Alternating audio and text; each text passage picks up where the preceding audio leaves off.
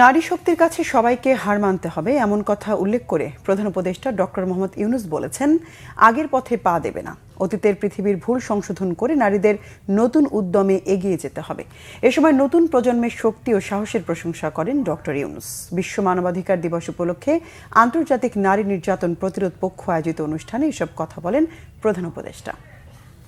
তোমরা এই বাংলাদেশকে একেবারে সম্পূর্ণ নতুন এক বাংলাদেশ করতে পারো, এটা কোনো অসুবিধা নেই।